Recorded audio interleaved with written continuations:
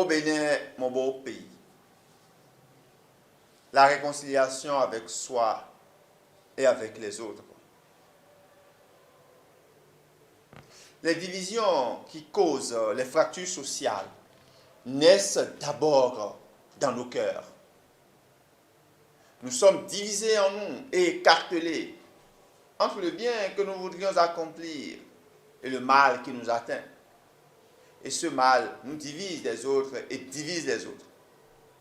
Ce sont donc d'abord nos cœurs qui ont besoin de réconciliation. Chacun de nous porte des blessures qui le rendent vulnérable et fragile. Nous avons donc besoin de nous réconcilier avec nous-mêmes.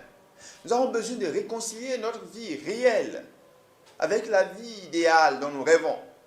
Sinon, nos aigreurs et nos frustrations empoisonnent notre vie de même que celle des autres et constituent un enfer à la fois pour nous-mêmes et pour les autres. Les traditions religieuses offrent des processus de réconciliation, de purification et de réintégration.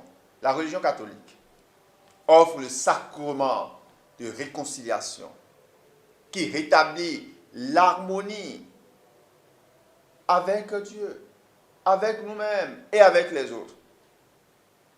Cette harmonie que le péché détruit, se réconcilier avec soi-même est donc fondamental. Se réconcilier avec soi-même est fondateur pour une nouvelle vie, une vie nouvelle. Notre histoire, l'histoire de nos vies, ne constitue pas une fatalité. Nous ne sommes pas condamnés à vivre dans une histoire tragique. Il y a toujours, pour chacun et pour tous, une porte sur l'avenir, mais seule la réconciliation avec soi ouvre cette porte. La réconciliation avec notre histoire requiert alors de nous le courage d'évaluer l'héritage qui nous constitue, l'histoire qui nous construit.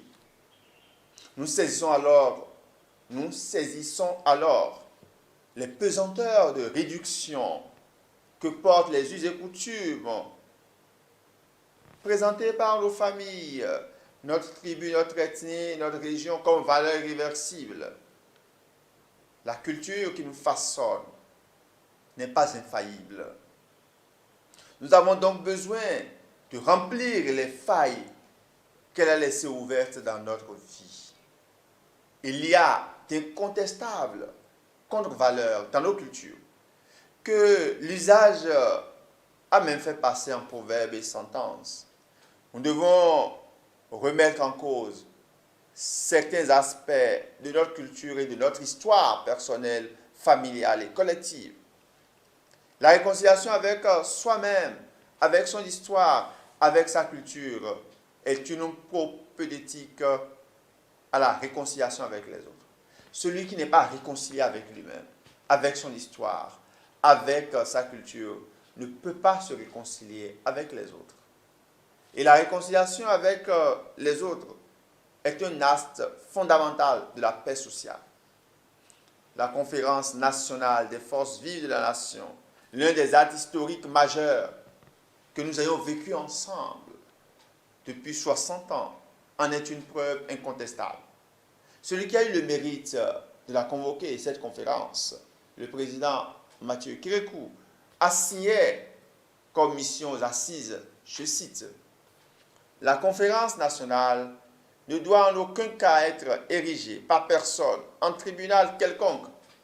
Ce que le peuple béninois attend de vous, ce n'est pas la victoire d'un groupe sur un autre, mais la convergence des idées en vue d'une plateforme politique consensuelle. » Fin de citation.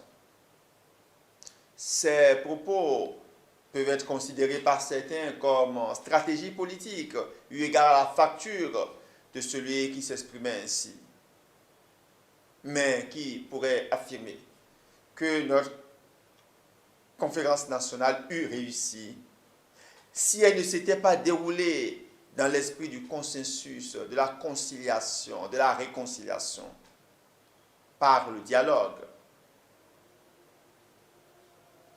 Un peu comme sous l'arbre à palabres.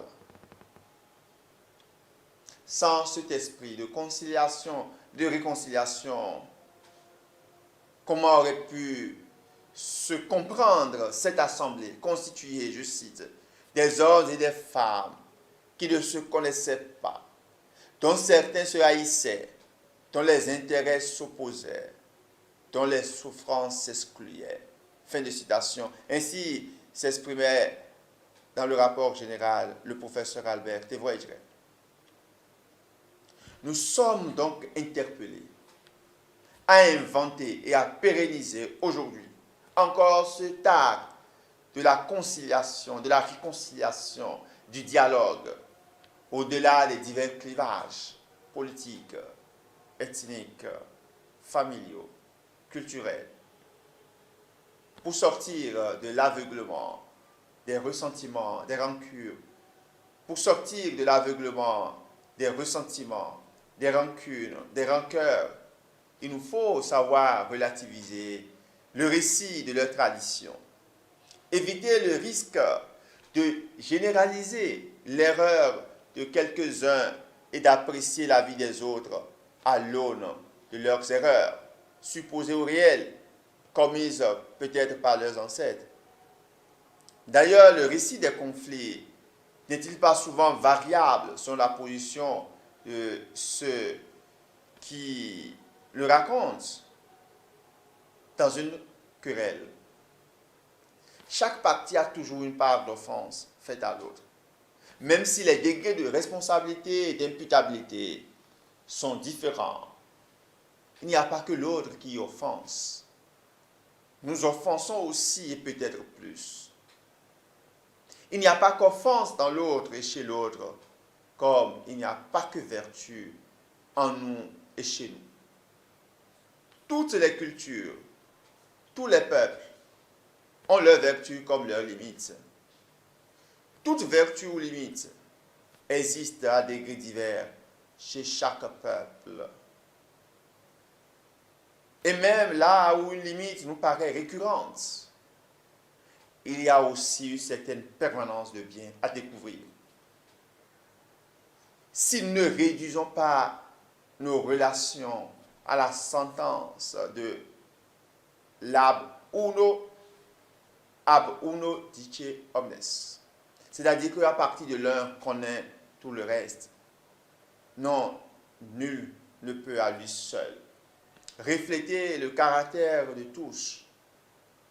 Le bien dont tous peuvent être capables, ou le mal dont tous peuvent être coupables, ne peut être contenu dans le bien ou le mal d'un seul. Chers amis, avons-nous réellement intérêt à évaluer nos relations au prisme des conflits passés? Pourquoi continuer à évoquer et à actualiser des drames dont les auteurs ne sont plus là? Possédons-nous vraiment tous les paramètres pour nous établir en juge d'événements dont les vrais tenants et aboutissants nous échappent? Il y a, me semble-t-il, pour nous aujourd'hui, d'autres chemins plus bénéfiques que nous pourrions emprunter. Le chemin de la réconciliation.